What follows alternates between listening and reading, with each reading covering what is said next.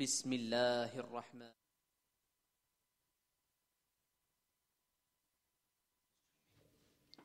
إن الحمد لله والصلاة والسلام على رسول الله السلام عليكم ورحمة الله وبركاته Assalamu alaikum mashallah ta'ala. Had a wonderful program there from Pakistan Ki Yaad from Sayyid Amr, and shukr alhamdulillah, we've come back now after the break. My name is Yusuf Shafi and you're listening to Ramadan Radio Wolverhampton 87.9 FM.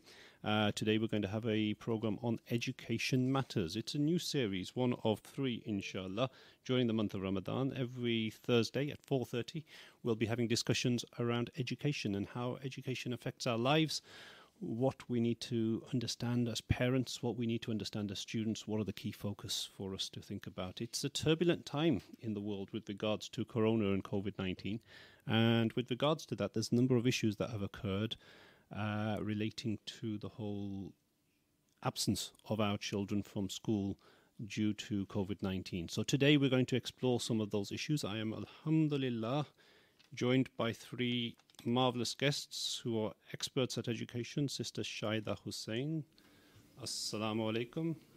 Wa alaikum assalam. Brother Sister Kalsoom Akhtar. Wa alaikum assalam. And Brother Tariq Akhtar as well. Wa alaikum assalam. Now, you 3 are all the experts and you all know about the world of education and teaching because you are working currently as teachers in Wolverhampton. So before we go further into and delve into matters relating to that, I just want to welcome you all and have a brief chat about a little brief history of who you are. So we'll start off with Sister Shaida. Assalamu alaikum. Thank you, brother. Wa alaikum assalam. And assalamu alaikum to all our audience, youngsters and the parents. My name is Shahida Hussain. I am a teacher. I have been in the profession for the best part of 30 years. So I started way back in 1989. I have been teaching for all that length of time, been part of 4 schools, different sort of schools, and have been taking part in different roles. So I started off as a teacher, moved on to head of year and head of department. I've even climbed as far as becoming an assistant principal in a school and an assistant head teacher.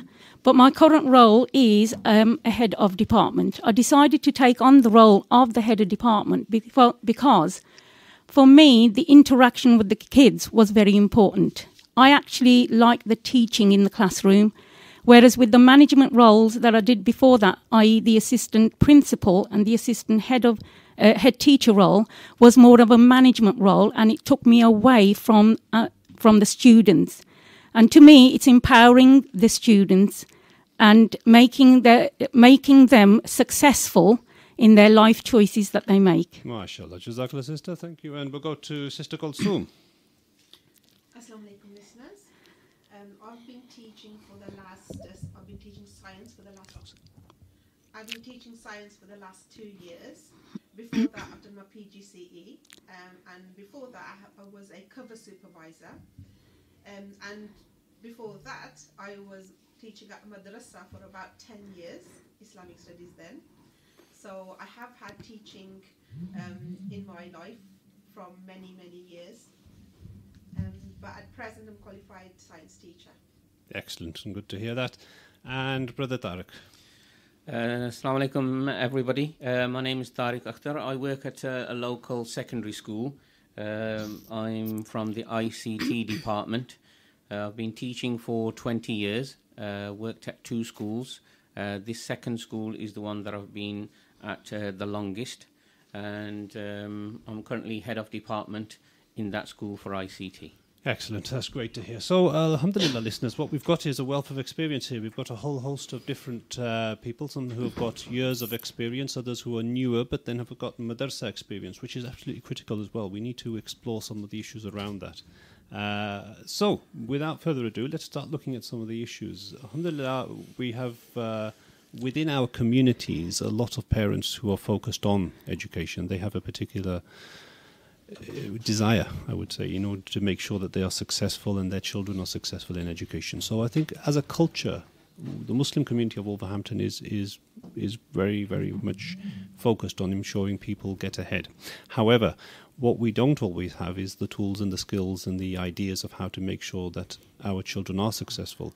That is not to say Muslim children in Wolverhampton are not successful. We have got doctors and lawyers and accountants and all sorts of different professions coming out from our children. But what we want to do is collectively as a community see how we can raise attainment and raise achievement for our offspring, for our children. So let's start looking at issues around the immediacy of COVID-19 and what's happened. Sister Shaida, I'll start with yourself. Schools have been closed now for about 5 or 6 weeks and our children have been at home. How are we, first of all, as a community or as individuals, do you think, coping with that from the point of view of supporting them with education? What strategies do you think we can be putting in place? Okay, well, first of all, I mean, different schools have got different approaches to the distant learning. Some schools are giving out packs, whereas other schools are setting work online. Whatever the school is that your child belongs to, I think the first thing you need to do is engage with that school. Find out what the distant learning packages are that the school is offering for your child. Remember, schools might be closed in terms of kids can't go in and teachers are not actually in the building, but there is a small group of staff there on a daily basis to answer all your phone calls and all your issues and give you advice on the work that is being set on a weekly basis. So how many hours would you suggest? I mean, obviously it varies from school to school, but how many hours would you suggest that children at home should be now studying? Okay. Well, the first thing that we've got to make sure is that distant learning is not supposed to be a replacement for school learning.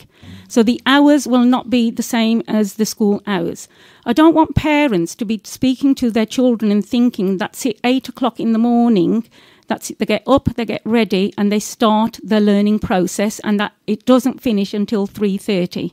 The school environment is very much different to the home environment.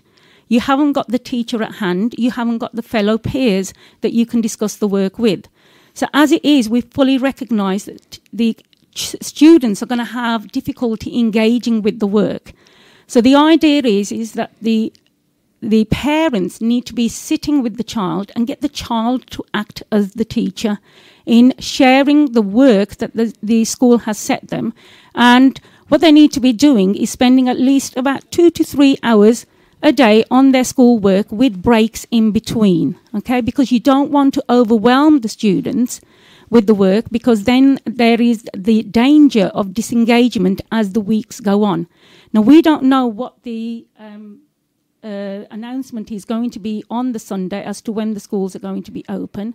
But if I'm going to be absolutely honest with you, normality or near normality, we're probably not going to see this side of the year. We're probably looking at the latter part of the year, around about September onwards. So in the meantime, I would say to the parents, do not think that you're going to follow the school timetable at home. You know how well your child works, you know their strengths and weaknesses, and also you know the internet facilities that are available to your child at home. Okay, so thank you for that, sister. In a sense, you're giving us very useful advice around the timing. We've just had a WhatsApp message come in from number ending 550. It says, I'll just quickly read it. It says, my daughter is in year 6, setting her work, but keeping on task can become difficult. Children are in their home environments and get comfortable. I'm worried she'll fall behind for year 7, although she is completing tasks. Sister Kulsum, maybe you want to just specifically focus on that. Year 6, concerned that there is some work going on, but not really at the level where we need it to be. What would be your specific advice for that Key Stage 2 to Key Stage 3 sort of crossover time? Okay, I feel that the parent needs to have some time at home where they are set time that this is the time I'm going to do some work. But as well as that, as they move on to year 7, the school is well aware of the distance learning and are well aware of the gaps in the knowledge, and it will be planned for in year 7. So any distance learning or any gap in education will be covered, it will be planned for. So parent not to worry, and for the parent to do whatever they can with the child, not to put too much pressure on the child, okay, and also as long as they're doing some work, and gap will be filled as Absolutely. Okay, excellent. So in a sense, it's don't. I think in a sense what we're saying is that don't worry too much, but keep them engaged and make sure that from that point of view that they can. It's about also making sure that this is an opportunity. Obviously, we're coming to the summertime and children have the opportunity to play. And normally in a school day, they would have play as well, wouldn't they? They wouldn't be in a situation where they are, for example, just learning all the time. Brother Tariq, sorry, you are obviously from an ICT background. How do you think of the strategies parents can marry the world of ICT with numeracy literacy and try to develop that? What online resources exist? What's available to our parents with regards to the world of ICT? As the previous speaker said, lots of schools have got different strategies. And there's a whole range of platforms that schools are using. Different schools are using different ones. For example, my school, for maths, they use Hegarty Maths. So that's a website where the teacher will set tasks, math challenges, homeworks, and when the student is doing it, at the end, it will be marked and give immediate feedback. Mm-hmm. So they use Hegarty. They've also used My Maths as well. So that's very good for maths in particular. Now, for science and history and geography, my school, they've started to use Seneca as well, which again is a website platform where work is set and they can complete it online and they'll get some sort of feedback. Other than that, the ones that I'm aware of, I'm sure other teachers will chip in as well, is Google Classroom. For example, children use that. As a school, probably individual teachers may use this. This is where, again, the work is set online in a sort of classroom environment. It's not, online interactive. It's just where the work is set for students to complete. And this is how the communication is done between the teacher and the student. Okay. Can I just add to that? Please. I was going to say, a lot of these online platforms have recognised the situation that we are in at the moment.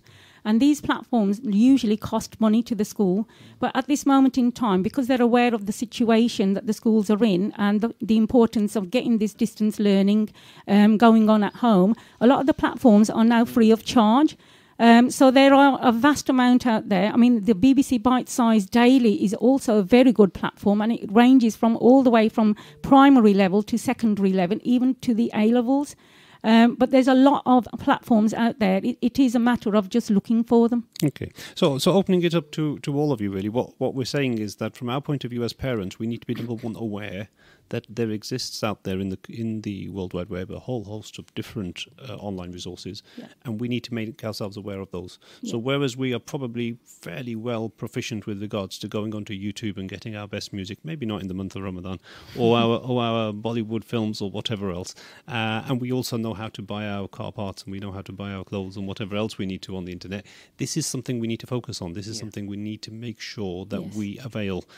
Out there exists a whole host of resources which Sister Shaida is telling us are mostly free at the moment. Yes, they are at the moment. So from that point of view, critical to make sure that we get our kids logged on. Because I suppose the argument is the old-fashioned days of chalk and talk and books and writing have gone now, haven't they? They have indeed. And from that point of view, therefore, it's imperative that we as parents bring on those resources. But of course, there will come a time when this won't be free anymore. Yes. And at that stage, we'll have to focus on how we can pay for it. Would you suggest supplementing school education with online resources at home is something which must be done? Okay. Is useful to be done, or no, your school's good enough on its own? I think, whoever wishes to. If I could just pitch in there, I think that the distance learning, the situation that we are in at the moment, actually there are benefits, okay, because as schools we always struggle with the students becoming independent learners, and now that they have been faced with distance learning, they are having to become independent learners. I know schools, I wouldn't recommend parents go out and buy any of these packages because schools have bought the packages.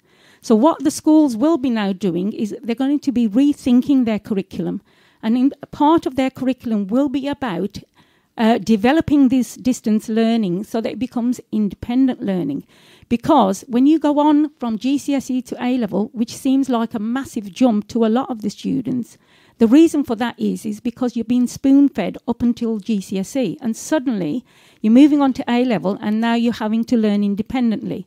So if anything, this is a plus in terms of distance learning at the moment, because it's going to get students as well as the staff to rethink about making these online packages more accessible and more part of the weekly learning, so that homeworks, for example, can be set on the platforms, and so students get more and more engaged and more independent as a result of it.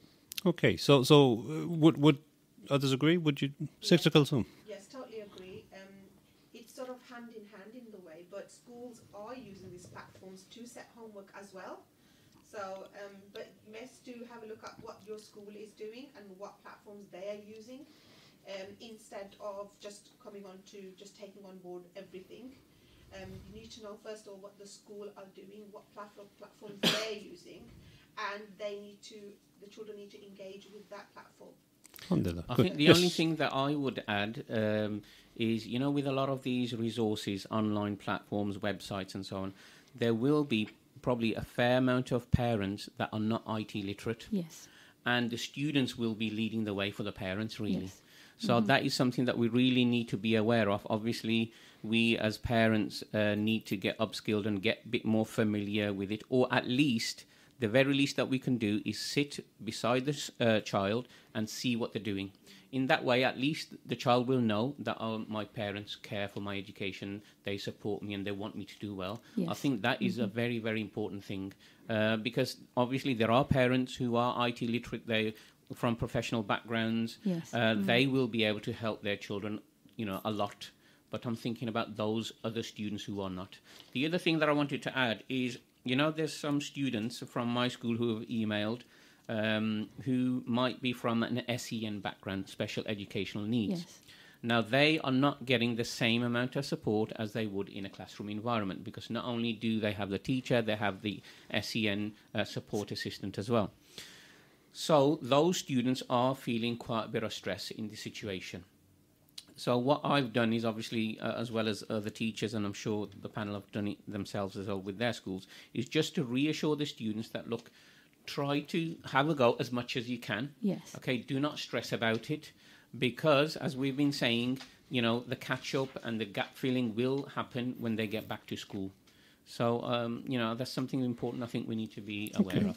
So children with special educational needs, you're saying, obviously everybody needs to work and everybody needs to focus on a little bit, but don't stress too much, in a sense. When they go back to school, there will be opportunities for which they will be able to catch up. Yeah. Just before you come in, Sister, I just wanted to raise something which Brother mentioned. So in a sense, what we're saying is that there's going to be a whole host of companies out there who will be wanting to take our money. You're saying resist. Don't actually spend a lot of money now, because the schools have made that investment. Yes. Yeah. That's the general message we're giving to the public, saying, hold back. It may well be that in 6 months' time or wherever, that you come to a point where you think now it is important and you do want to invest in a package. But for the time being, just see what the school are providing. But what you are, just to reinforce the point, what you're saying is sit with the child. Yeah. Don't just plonk them on the computer and say, get on with it. Get involved, learn about what the package is, learn about what the curriculum is, and through that curriculum, be able to actually provide them the support that they need. Yeah. So, Sister That's Shaila. right. Yes, the only other bit I wanted to add is that we also have to remember that there is a minority group of students who will not have access to internet facilities and will not be able to go online for their learning. And now this is where, again, schools have been working. I just wanted to make sure that parents are aware that just because you have not got a computer screen at home, you haven't got a PC or an iPad, it does not mean that your child has not got any work, because the schools are also producing hard copies and packs that the parents can go to the school and collect on a weekly basis or on a monthly basis. Certainly in my school, we are giving it on a monthly basis because we're trying to reduce the amount of contact that we're having with the parents, and the parents are having the contact with us. So there is the packs available for those students who have not got the internet facilities or are having to share a PC between 4 or 5 children, as well as the parents who might also be having to work on the PC. Okay, so in a sense, if for whatever reason you think your kids aren't working, it's a matter of knocking on the door of school and saying, what's going on? Absolutely. Why haven't we had something by email? Or I'm here now at the door, can you please pass me something over? Yes. Essentially, all children should be working. It's more than likely they won't go back until September. Yes. I think, and for them to miss a whole term of education in obviously young lives, it's a significant amount of time. So I think even beyond COVID-19, as you said, parents, we need to be approaching the schools. I, for example, know that those parents that keep bugging me as a teacher, the fact that their student hasn't got enough work or they haven't done this or how can they get a higher mark, that is very, very vital for the child to get the highest possible grade and achieve high attainment. So as parents or as a community or parents within the Muslim community, we need to really up our game, not only during this period, but beyond this period, if we want our children to be successful. So have very close contact with the teachers. If your students, if your sons or daughters are not performing well, find out why they are not.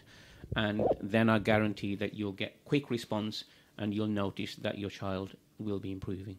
Okay. I was going to add to that some parents may feel that there is a language barrier and therefore feel that they can't contact the school. There is no such thing now. We have got bilingual staff in every school possible where they can talk the language or know of somebody who can talk the language. So please, please, keep in touch with the school, engage with the school and engage with the parents' evenings because, you know, your child is important. And I always say you only have one chance at this. Very good. Sister Kulsum, you wanted to add something? Exactly what Shada, what you were saying, is that, engage with the school, whatever learning platform they're using. Make sure that you can email them because emails are still working. The teachers will be responding. Head of years will be responding. So keep in contact and make sure your child is doing the work that is set. Now, our school, the way we're teaching at the moment is we're actually teaching online. Or through Microsoft Teams. So I'm actually available for my students online at the time that I would have been teaching that class anyway. So the time I'm teaching year 10 at school, I'm online teaching that same class from home. Okay. So they can, the work that I've set them, they need to do that work and they can be speaking to me and posting their concerns, any questions, and I can resolve that straight away. That's another way schools are working. I'm really very happy with our school, the way they're working with Microsoft Teams. Okay, that's excellent. So, and I suppose it's all the general parenting advice as well. What's very important with children is routine. Yes. And if, for example, in your saying in your school, you're going online with Teams and you're actually physically doing the teaching through a virtual sense. If, however, though that wasn't happening, it's important to wake up for 8 o'clock in the morning and to have the school starting at 9 o'clock and to go through the day in the normal way, because what you don't want to do is allow children to break that routine of education. Or are you suggesting it's actually okay to be a lot more flexible in this time and actually let them have a bit of extra play in the morning, and as long as they make up the hours during the course of the day? What would your general advice on that be? It all depends on how the school is set. Okay. Now with our school, it's set like that. They need to be up. They need to be at 8:30. They'll be having an assembly, a whole school assembly, which is on Teams again. So with that, they need to do that. But if that is not the case, then as long as there's a routine there, whether it's slightly different from the ones that they used to while school is open, as long as there's a routine there, that's the most important thing. Excellent. Okay, we've had a WhatsApp message come through. So I just want to pick up this before the break. My daughter is a year 6 My daughter is a year 6 student who would have been doing her SATs now. She has not done them. She is starting secondary school. They get students in secondary school based on their SATs. What will happen if there is no data? Okay. So if I talk in terms of I had a department for the science department, So what we would do is the primary school will still be sending their teacher assessment data through. So even though they haven't done the actual exam, the teacher assessment data may be coming through to the secondary schools. I wouldn't worry too much about the setting, because in the first half term, setting usually isn't done. They usually can be taught in their form groups whilst they've had another 6 to 8 weeks of teaching in year 7, and then based on the work that they have done in year 7, then they usually get assessed, and then the actual setting takes place. So as a parent, I wouldn't worry about the setting and what's going to happen in the secondary school. They will be more than prepared as to what has happened with regards to distance learning and how they are going to accommodate this issue of setting. I think for you, what is important is that your child is still engaged in some sort of learning, and perhaps maybe look at the secondary school that they're going through to in September, and what curriculum they may be following in year 7, and pick up on some of those points. So in essence, don't worry too much about the grades and the results of the SATs. There's an expectation that teachers will be providing that information to the secondary school. That's so right. however your students have done over the last 6 years or so at their primary school, they will have the opportunity now to actually, well, the information of that will be sent to the secondary school, who will do the setting. Yeah. Inshallah, brothers and sisters, we are Ramadan Radio Wolverhampton, 87.9 FM. After the break, this first little stint, I wanted to just introduce you to our experts here. But after the break, we will be inviting in more phone calls from yourselves. So please phone us on 01902 972 150. And we'll explore more issues, in particular the issues around GCSE grades and predictions, A-level grades and predictions.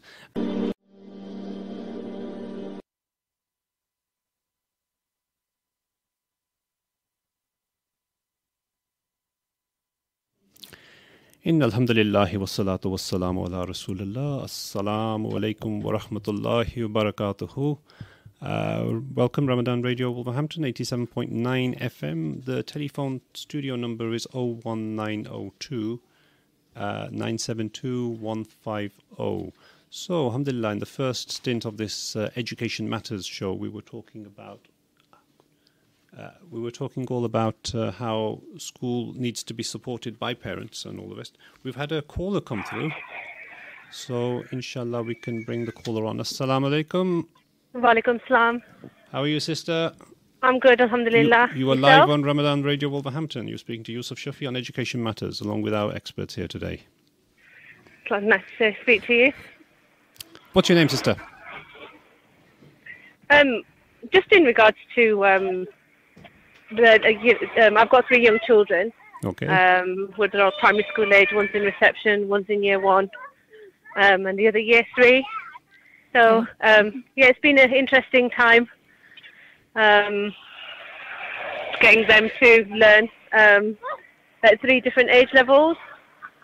Okay. So your query is one's in reception, one's in year 1. What should I do with them? Is that the query, or is there a specific query? It's just to keep the motivations up, really, because I think it's been 7 weeks for us now, being at home. So the first few weeks they were on it. No doubt you're pulling your hair out as well now, are you? No, I'm not pulling my hair. I'm actually quite enjoying having them at home. Good. But it's just a motivation to keep them learning. Right. We'll certainly touch on that, sister. Jazakallah. Thank you for your query. We'll carry on with the show, and we'll touch on that. Jazakallah. Okay, so sister, they're talking about year 1 and reception. The first thing that comes to my mind is the babies. Should we worry? Yeah, I don't think we need to worry, but I think if, like she was saying, that in the first week, they were willing to study and learn, I think obviously as parents, they're not trained, they're doing it off the cuff. And some parents have obviously been a bit more creative, going out into the garden and talking and learning through that more sort of unstructured way. And I think it depends on what works for you, really, and what you are able to do. So, for example, if you go into the garden and start looking at the plants or whatever, and as a parent, you may obviously need to have some backing with your support booklets or whatever, and possibly watch some videos. So it's probably a couple of things that you can put together to make it a bit more exciting. Because, earlier on, just as the pandemic was starting, there was a funny video that somebody made, a parent. It might have been a comedian saying that, oh, thank you, teachers, you do such a fantastic job. Now we've got the kids for so many weeks, we don't know how you do it and all of that. And I think it's true in that parents have really been thrown in the deep end, and they've got a lot to cope with. And like he says, try not to stress, try to make it as interesting and engaging as possible, and just take it from there. Okay. I think with that age group, it's learn through play. Yeah. And the skills which are really important that they're always going to be using, literacy, numeracy, and obviously making it fun as well. And also other skills like cooking. Yeah. Those skills, a bit of me time, exercise. Okay, all of those things are going to be beneficial for them later in education anyway. But definitely reading, literacy and numeracy, definitely spend time with that. So, Sister Kulsum, I've got a full-time job. I'm still having to do work for jobs for work. I'm not able to actually give all this time. How am I supposed to manage that? You don't need to give a lot of time at one point. It's just small chunks of time. So like 10 minutes here, 10 minutes there. It all adds up, and that is going to be more valuable than sitting there with a small child for 1 hour, because their concentration span is not that long. I was going to add to that. I think parents underestimate actually their abilities, because they are actually natural teachers. We only teach these students from 8 till 4 o'clock. The rest of the time, the parents are with their children. So I think do not underestimate, you're good teachers. You're raising your kids, and you know them better than anybody else. Everything that you're doing with them is an education. So just carry on doing that. And if you are working, then as long as you've got a timetable and you plan ahead, you can fit in your work and you can fit in the time with your child. But it's about small amounts of time, not one large bulk of time. Of course. Had a WhatsApp message come through ending with number 155. Assalamu alaikum wa rahmatullah. My daughter is in year 11. And as the GCSE exams are not taking place, how are the predicted grades going to be decided? And if they use mock results, is it fair, as children don't prepare for the mock exams as they would if it was the proper exams? Okay, so we were going to touch on this anyway. So it's actually right about the right time, because I have just come off a Zoom meeting about these predicted grades. I think there is a lot of anxiety amongst the parents and the students about these grades. The schools are going to be very, very fair, in making the judgment call on the predicted grades that are going to be given out. Yes, schools are going to be using the mock exam grades, but we are familiar as schools that students don't prepare for them. So mock exams are not going to be used in their entirety. We will be using their classwork efforts, their homework efforts, how they've worked through the year in terms of the progress data from tests that are set. So there is going to be a vast amount of information that is going to be used. It is not simply going to be based on the mock exams. So please do not worry that your child doesn't prepare for the mock exams. She would have prepared for the final, or he would have prepared for the final exams much better and would have got a much better grade, and now that's not possible. It is possible because there is a lot of data schools we'll be working with.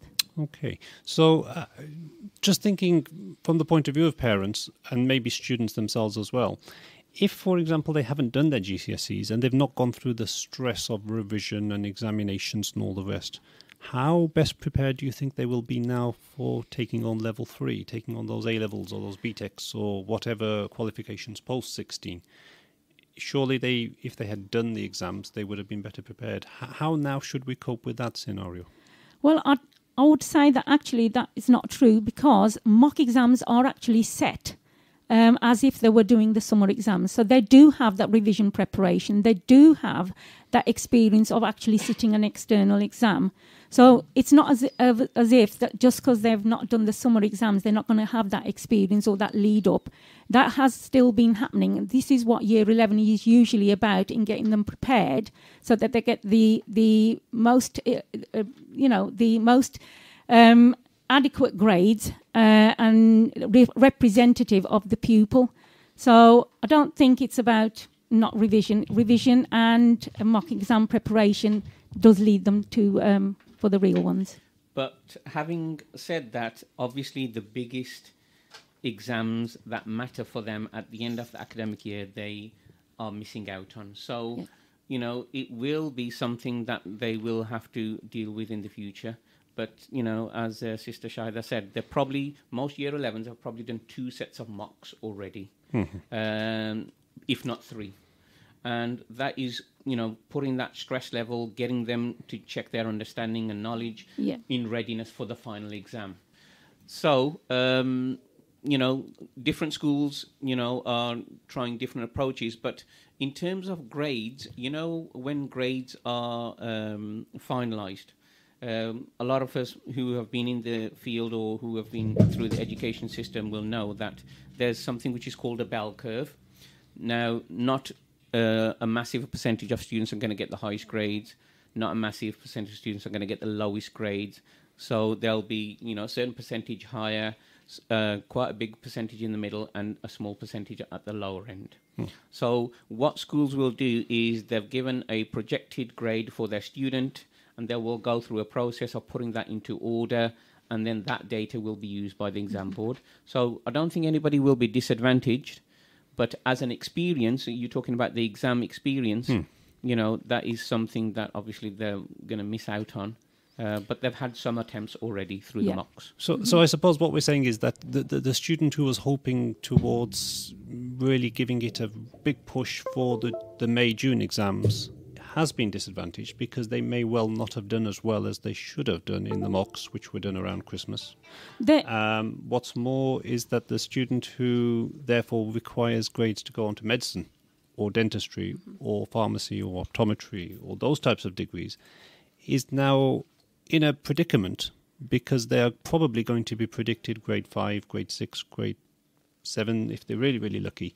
They won't be predicted those grades 8 and 9s, which they needed in order to get into the UCAS, get into the UCAS process for those more competitive courses. Is there anything we can do about that now?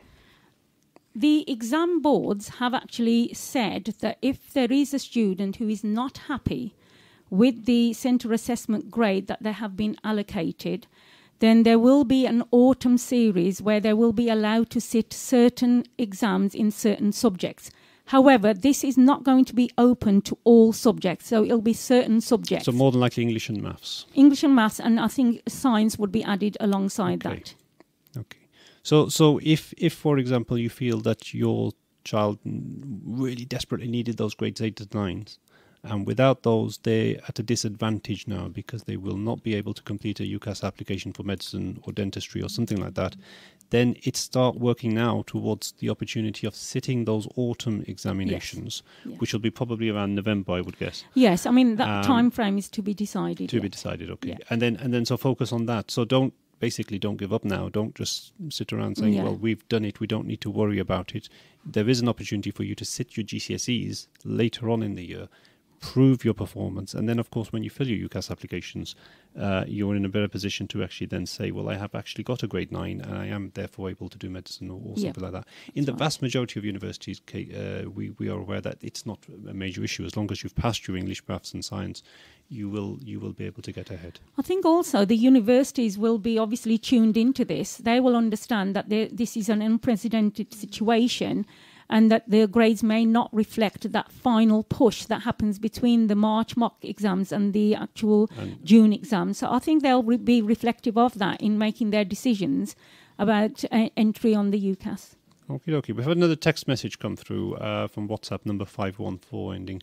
Assalamu alaikum, they say, the transition from primary to secondary is quite a big one. Which years leading up to GCSE are critical for success? Year 7, 8 or 9? what good practice should children be following in the pre-GCSE years? So there's a specific question around Key Stage 3 there, around what should we be doing, and not wanting to repeat everything we've already said. What specific focus do you think for Key Stage 3 do you think could be made at this stage? I think reading, English and maths are vitally important, that you are way ahead with those two subjects right from the word start at the secondary level. And that is simply because those two subjects impact on every other subject that they are taught. So if they've got a good grounding on the literacy, they're reading books and they've got a good comprehension ability, and similarly with their numeracy, then they are going to be able to succeed better in the other subjects as they progress on to GCSE. So we're aware that a number of our students are from EAL, English, from backgrounds of English as additional learners. And of course, being bilingual students, there are certain advantages that confers, without a doubt. Certainly, they have better learning skills, etc. But there are perceived disadvantages of being bilingual as well. This is something in particular which affects, obviously, black and ethnic minority groups. How do you think as parents we can support them? Because you mentioned at Key Stage 3 the English is having an impact on everything else. How is the best way to improve the English and to make sure that we've got improvements on that? Maybe Brother Tariq. Well, as we said before, if a child is an EAL student, meaning English as an additional language, so it's a secondary language, they may be speaking another language at home with their parents. Yes, they may be slightly disadvantaged, but that can be overcome. Now, if, for example, the parents can't speak English as much, as I mentioned earlier, that support is if the parent is right next to the child, supporting, checking on what they're doing and so on. And then, other than that, you know, there's platforms that we've covered already, but I think it's the effort and the motivation we need to... What about encouraging reading itself? Because I know in my generation this was something which was less and less, but now with the internet generation and with the tablets and everything else, kids just aren't reading, are they? Definitely. So how as a community can we actually focus our children to read, go to the library, read newspapers, get involved with things where they're actually physically learning new vocabulary and through that actually generating... making improvements in their both written and reading abilities? You know, obviously we're in the month of Ramadan as well, and I read a very good example, or tips really, where it was encouraging that, you know, to encourage a reading of the Quran. Let's take that as an example. Yeah. You know, not many people are fluent readers. They don't read that often. But during this month of Ramadan, Allah makes it easy and has put a lot of blessing in this month as well. And one example was that we sit together as a family and read Quran. Okay? Now, the other one was about reading. So reading Islamic literature, could be translation of the Quran and so on. Again, we could do it either in groups or have a reading hour or a reading corner. This can be transferred to studying, whether it's school subjects or just improving the reading and developing that skill. So have 20 minutes. Don't, have a lot of time that scares off children. Have a short period where you as a family, the parents sit down with the children and say, okay, let's have 20-minute reading time or a reading hour, whatever that may be. It could be in the same room. It could be wherever they are comfortable within the house. And it's something that's going to kickstart it, because we want to develop that love of reading, and that will then, enable the students to fly and flourish more. So you're right, with this social media culture that we're in, less and less people are reading, and it's vitally important that we as a Muslim community develop this skill more than any other community if we want to really excel. Okay, so mashallah, some excellent advice there. The idea that we can actually study Islam, we can study some hadith, we can study some Quran, we can look at the English translation of it, look at the words, look at the meanings, and through that get our children to actually develop their vocabulary, through that get them to engage with that, maybe get them to go away and write something about that. So you may cover hadith or some ayah of the Quran, and through that get your children to actually write a little few words and get them to develop their handwriting, get them to focus on use of punctuation, use of grammar, etc. And through Islamic studies, actually develop improved literacy for your children. Yep. Sister Kulsum, you wanted to come in, and then I'll bring in Sister Shaida. I was just going to say that parents need to model this. That's the most important thing, because saying do this or do that, the children are going to do what you are doing more. So if you yourself as well as a family have that 20 minutes or half an hour of a reading time and say, right, as a family between this time and this time, we're all going to sit down and we're just going to do some reading, that it's going to be more beneficial and it's going to be more productive than for you, just the mum to be shouting or the dad to be shouting. Get some reading done. Of course. Just to show that. I was going to say that if you look at attainment and progress, the gap exists between boys and girls because boys don't read. And I actually have got a personal story to this, because my boys don't like reading. And as a parent, I was pulling my hair out, thinking, how am I going to get them to read? Because the English result is just as important as the maths and all the other subjects. So I actually contacted the school and asked them what could I do. And they suggested that there was a reading list, but they suggested get them started on something they're interested in, because boys will only read if they've got an interest. So it could be an interest in football, cricket, it could be an interest in Harry Potter books. And once you've got them hooked into those books, and then you as the parent can actually sit with them, listen to them, but at the same time get them to tell the story in their own words, so that they can show their comprehension and build on their comprehension ability. Okay. So in a sense, take your children to the library. Get involved with the resources that are available there. You'll find increasingly so the resources aren't just the old Shakespeare and Enid Blyton, the stuff that we used to probably have in the 70s and 80s. Yeah. It is hopefully, the more modern literature which children will appreciate and enjoy. So do that. But if you're finding that's complicated and the children aren't motivated by that, find the books that they are interested in. Whether it be sports or whether it be a particular passion in a particular hobby or whatever, get them reading about that. And it may well just be the newspaper. So obviously I would recommend a quality newspaper, a broadsheet as opposed to one of the others. But through that, engage them and actually get them in doing more reading. Brother Tariq.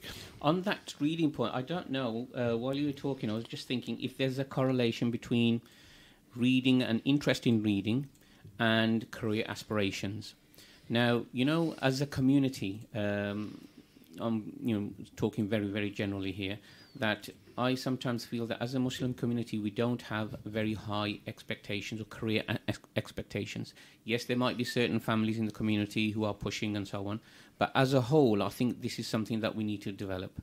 Now, there are some youth, there's a brother who I was speaking to from Walsall, and he was saying that comparing, the BME communities, the Pakistanis are the lowest performing, and their career aspirations are to be involved in the transport industry, because there might be uncles and family members who are taxi drivers. I'm not putting that profession down. We need those careers as well, but as a whole, they haven't got high expectations compared to, and he was giving an example in Walsall of the Bangladeshi community or Gujarati community who had very high career aspirations.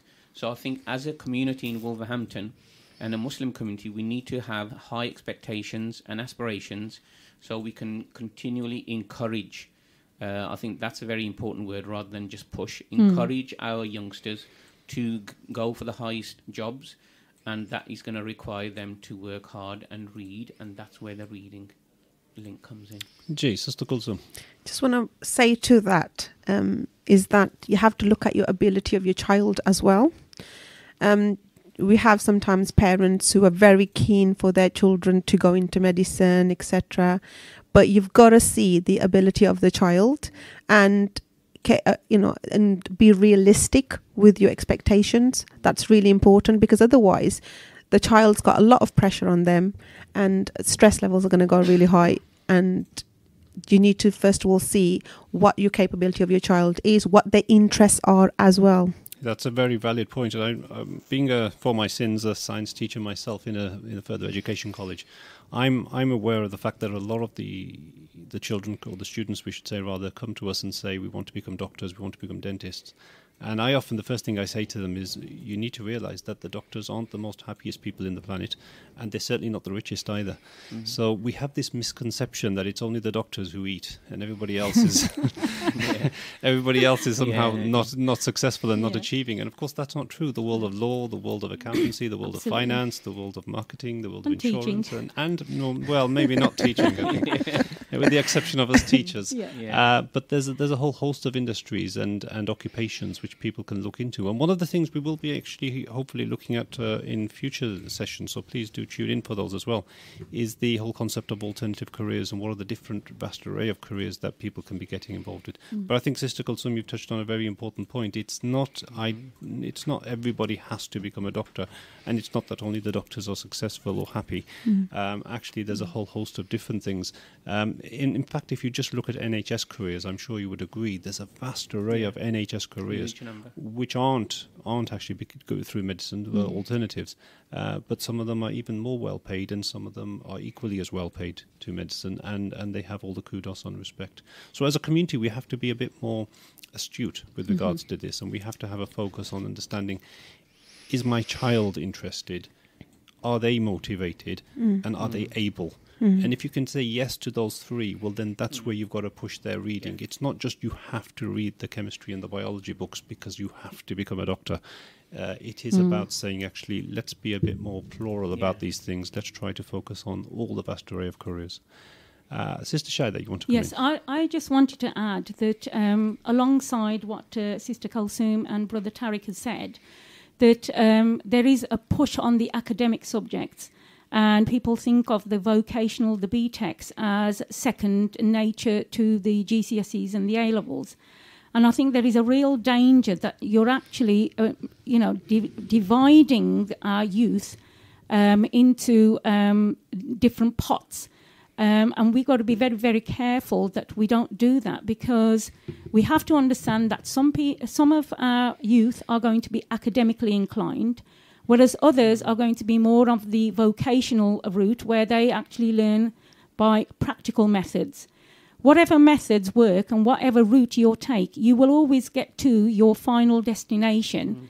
Okay, but obviously the routes are going to be slightly different. So even if we look at the NHS careers, there are careers, you've got different pathways to get into nursing through either the academic route, or you can actually go through the vocational route. Of course. So you can get there. Yes, so very valid point, Sister Shada. Yes, I mean, there's a misconception again that if you don't do your A-levels, you will not go to university, and that, of course, is not true. Yes. You can get to university with access courses, with vocational qualifications, with the new T-levels that are coming on. There's a whole host of different ways of getting into university, and the universities themselves are actually marketing this. And I think on the third week of our Education Matters program, we've got the University of Wolverhampton coming over, having a particular focus on that as well. Listeners, you're listening to Ramadan Radio Wolverhampton 87.9 FM. T20.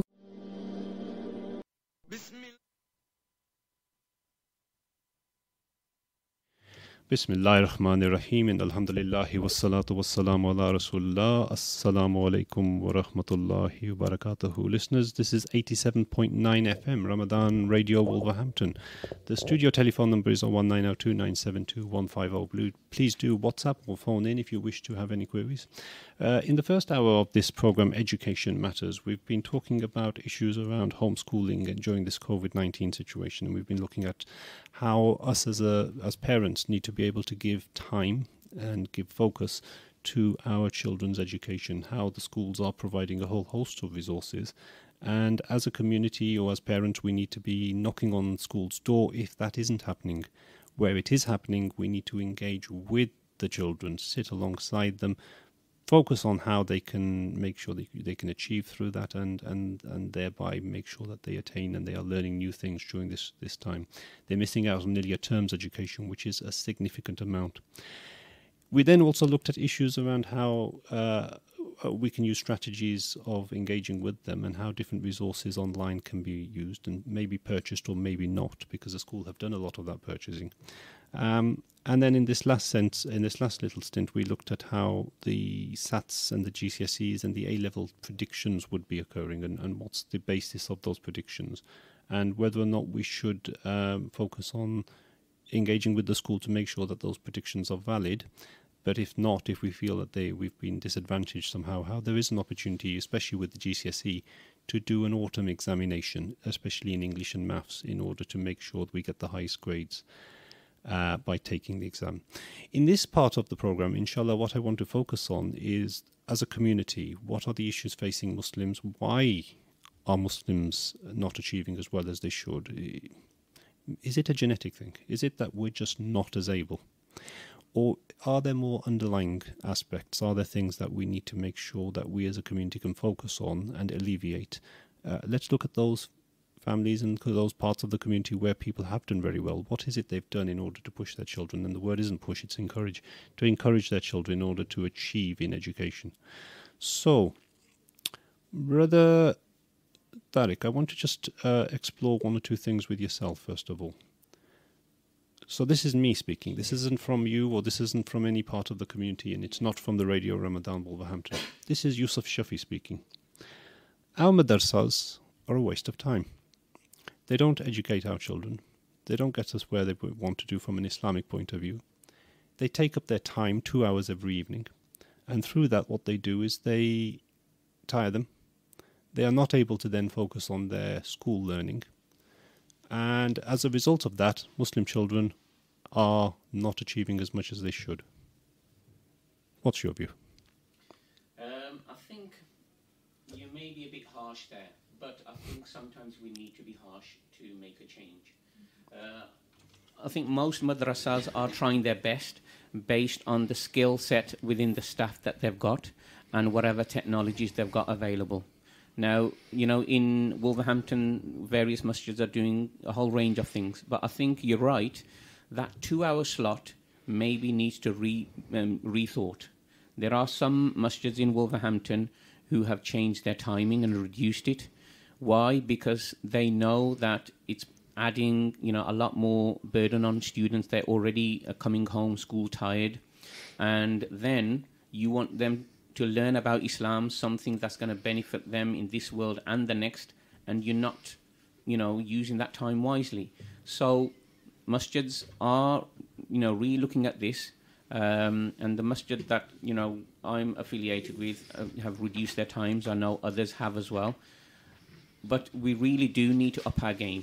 We need to up our game and get those same high standards that schools have got, and we need to implement them within the madrasa or the mosque setting. One is technology, where there may be very few masjids who have got whiteboards or interactive boards, and they are using video content to help teach Islamic knowledge and concepts. So that's, a must. And I think the other one is using teaching strategies that are going to engage the students. Obviously, learning Arabic, there might be a different strategy, but for Islamic studies, which we teach in our masjid, we try to use a lot of the teaching strategies. So I think we need to encourage and push the masjids and the madrasa committees along, because we want to make a change. And as parents, if we do this together, hopefully it'll have more of a momentum and push them, in the right direction. But, I think you've made a valid point that we all need to reflect on. So, Sister Kulsum, you've been involved with madrasa education for a number of years. You've got a wealth of experience from there. And then you've used that to work in the world of core curriculum in teaching.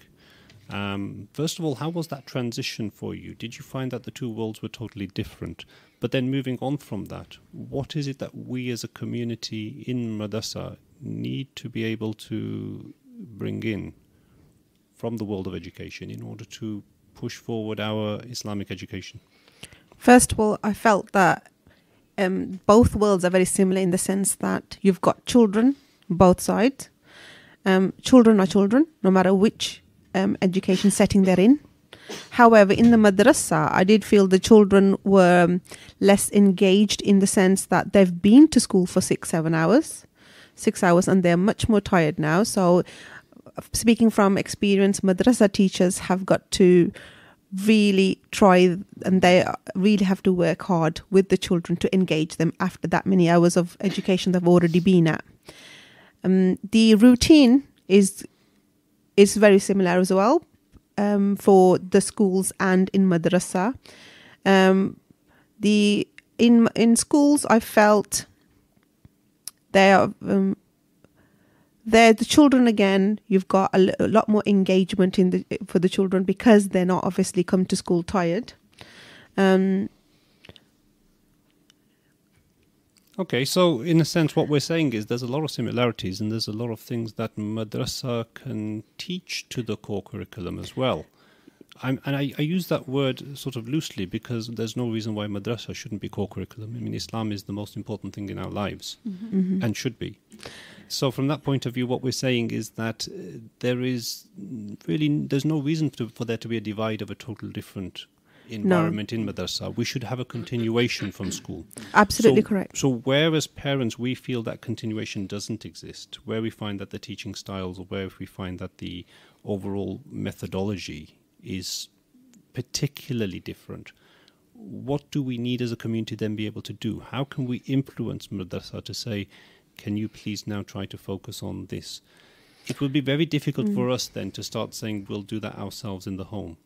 And even though I set the scene with my probably negative comments about madrasas, the last thing I want, or anybody wants, is people to say don't send your children to madrasa, because obviously the teaching of Quran and the teaching of Islamic studies is imperative. What are we going to do with dunya education if we haven't got the Islamic education there?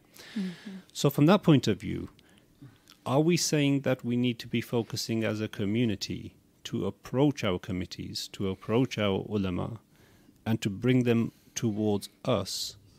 Or are we actually saying that we as a community need to work alongside the methods of the ulama and supplement the Islamic studies with those types of methodology at home? I was going to say that a lot of students and possibly parents see as the two being very, very different. The value put on them is also very different, okay? A lot of parents still value the school education over the mosque education, and I think that needs to go. The two need to be married into one another, and strategies that are working in school maybe need to be shared with the mosque teachers.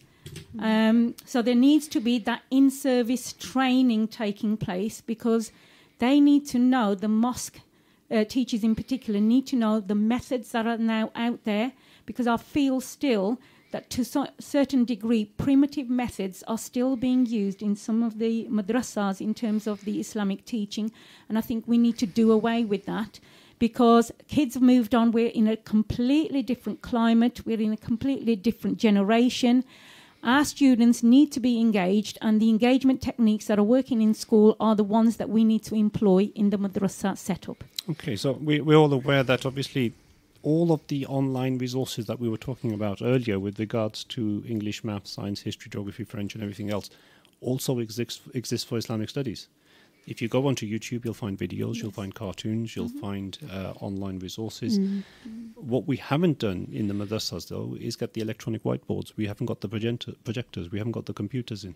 So are we saying it's about investment? As a community, we need to be pushing our committees and saying, here's the money. Look, it's the month of Ramadan. I'll put in £1,000. Let's kit up this room and let's get a virtual projector here. And let's get these resources available to the children. So they're not just sitting there with a patti and saying alif ba ta, alif ba ta. They're actually using it through virtual learning, and they're benefiting through that. Sister Kulsum, you wanted to come in. Yeah, definitely. I agree with what you're saying about resources. And for resources, you're going to need that money.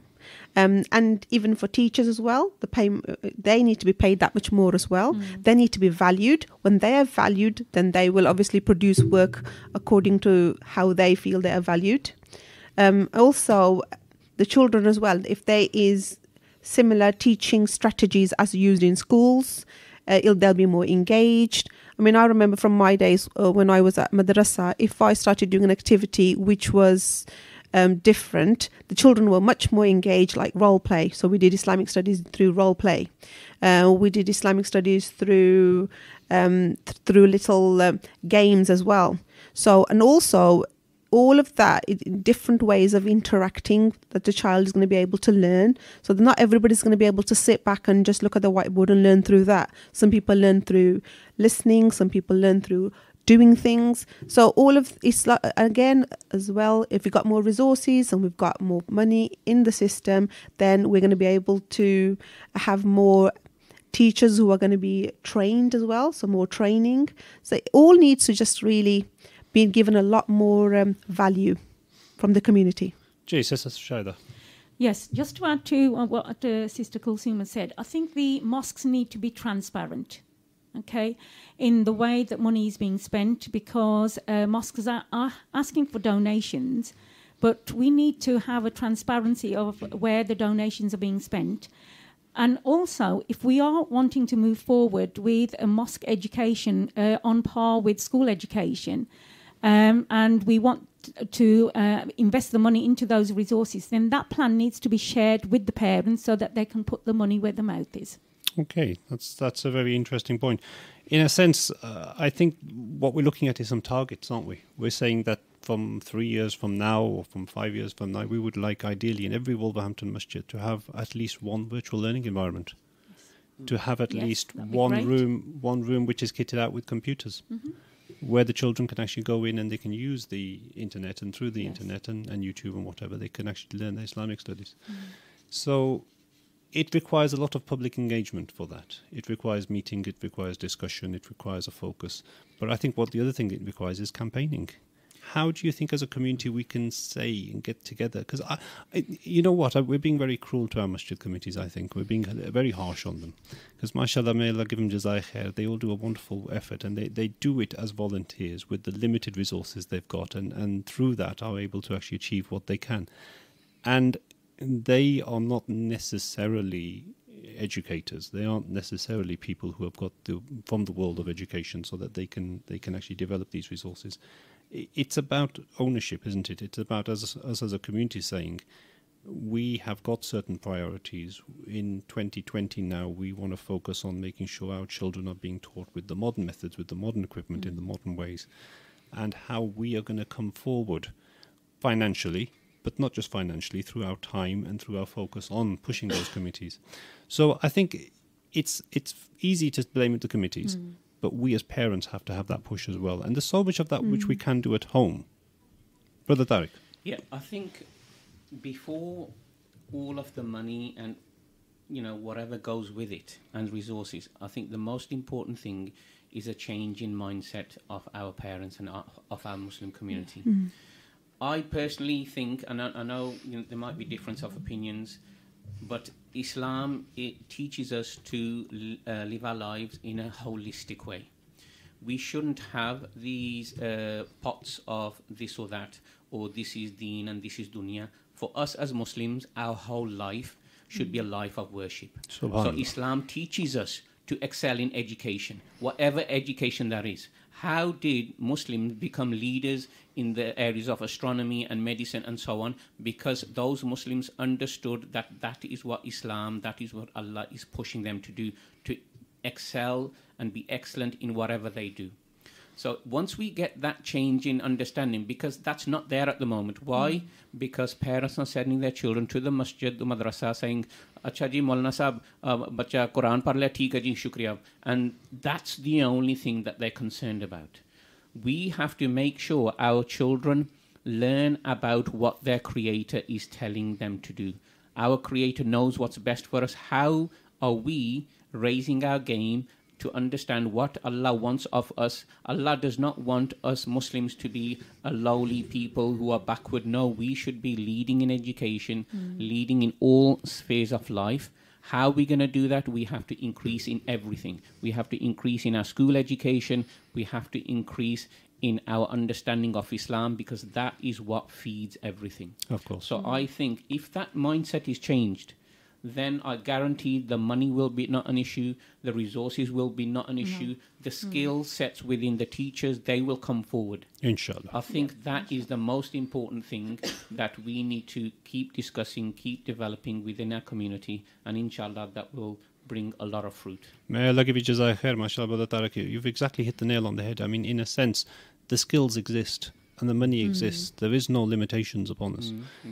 What we don't have is the organisation to get it all together and to make it happen on the ground. But if masjids were to come forward and say we want to have educators supporting us and we want to develop Islamic curriculum in a way which will be receptive by the students, I can't see there being an issue. We've got so many Muslim teachers in Wolverhampton, and I'm sure they would be happy to give their time and energy for all these projects. It just requires, as I said, a public campaign. It requires public discussion around this as a focus. Let's set some targets. Let's actually focus on saying every masjid must have that virtual learning environment. It must have those computers. It must have the English language libraries in there. So many other masajid, we don't have the library, which is in English. So they will have a lot of books in Urdu, but they are of no use to the children. So in a sense, parents, what Ramadan Radio Wolverhampton is here for, creating this type of a voice and to be able to send a message out to say, let's us as a community focus on our needs. And let's through that actually galvanize, organize and work towards making sure that the masajid are working for us. Inshallah, the money will come and other things will come. Sister Shaida. I was just going to add to that. Sometimes if you're trying to create a change in a school setting, we actually ask our audience, which are the students. The students have a voice in school. Perhaps this is something that we need to explore in a madrasa setting, get the students to voice what they want to see in a madrasa, to make the curriculum that is being delivered in a madrasa setting more engaging and more relevant to them, and so that, you know, it is seen as an extension of school, not an add-on. Okay. Because I think, I remember my wife particularly saying once that, a child says, oh, Auntie Kulsum, oh, this is what we've done in school, but this is masjid, madrasa. And can you understand, we have to have a shift in the mindset. Yeah. And we have to raise our game. I was going to say something else, but I forgot. Well, one of the things I have always felt is that really we've historically had this thing about science and English, maths and chemistry and biology and becoming doctors. But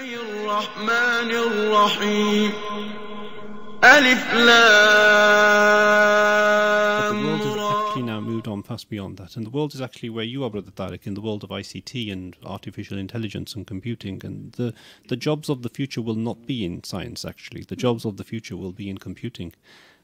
So this is where us as a community really need to focus and think about how can we set up IT academies within the masjids. And get our brothers and our sisters and our, and especially there are still pockets of our community who feel, well, educating your daughters isn't that critical as long as we get them married off and then that's it. They can just become mothers and worry about that.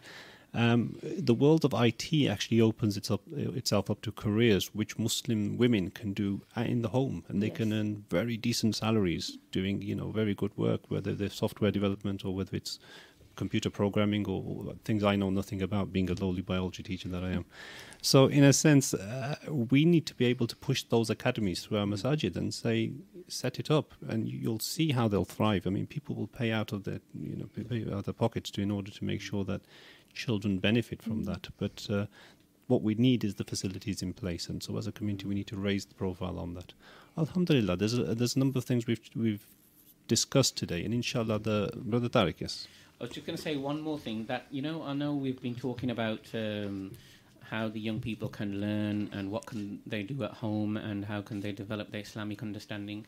One aspect I don't know if we've covered is that, within the home, how many of our children at home have got space to study? Of course. How many have got a desk, a chair, a room or a space where they've got some quiet for them to read, whatever that may be, whether that be some Islamic book or some science or English or history book. I think those things also need to be there, or at least we should, okay, not everybody's got a big house, but there should be some space or some corner where that your child is working and they should not be disturbed. because I know we live in extended families. We haven't been visiting, obviously, during this period, but after this period, there's a lot of hustle and bustle amongst our families and our communities. And the young people don't get that quiet time, they don't get that study time.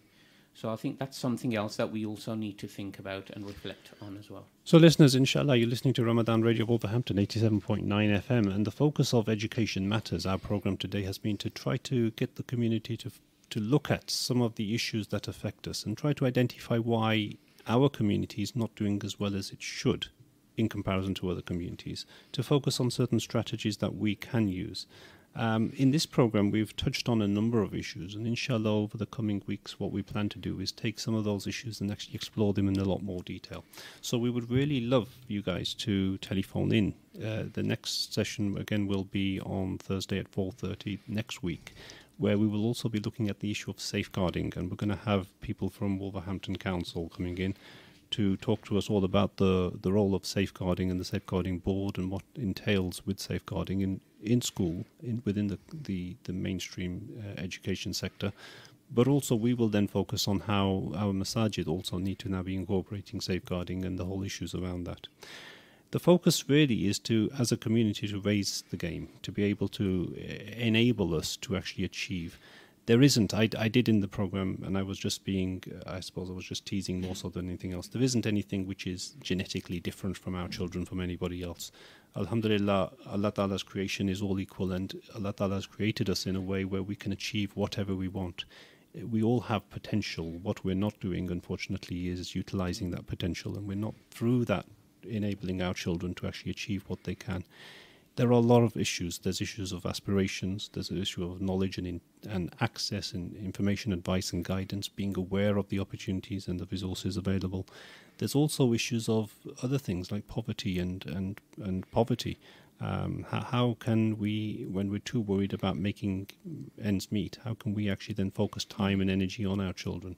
And so as a community, we have to focus on these things, and wherever people can support each other. So if it's uncles and aunties or cousins can get involved, or neighbours can get involved, or through the masjid we can get involved and actually support each other's children. These are the methods, and we will inshallah be looking at these in weeks to come. One of the other things which is fairly simple is older siblings supporting younger siblings, and how can we encourage that within the house.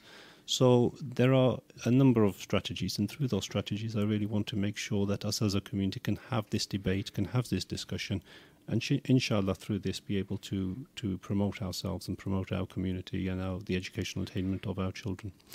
We're coming up to the last couple of minutes. I want to go back to my guests tonight and thank them first of all for their contributions. They've been absolutely brilliant in many ways, and I would have been lost without them if I tried to run this program. So alhamdulillah for having my educational experts with me. I want to give you all a few moments now just to give a few brief messages, take-home messages from what we've discussed in this hour and a half. Brother Tariq first. Okay, while you were talking, I don't know, I don't think we have mentioned this.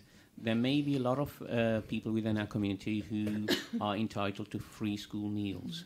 Now, obviously, there's a lot of our youngsters might be fasting as well, but those that aren't, if you are entitled, please use that opportunity. So aside from that point,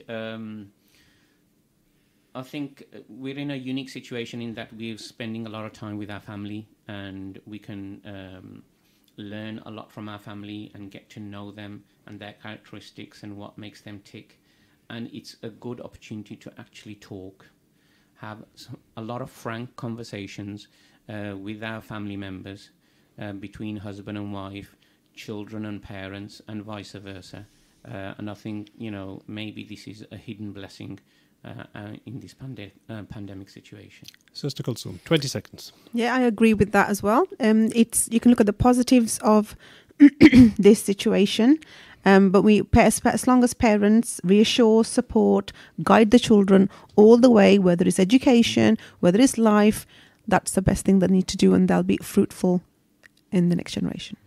I was going to say that parents need to understand that every child has the potential to succeed. Just support your child, guide them, and make sure that you're there to release any anxiety and stress.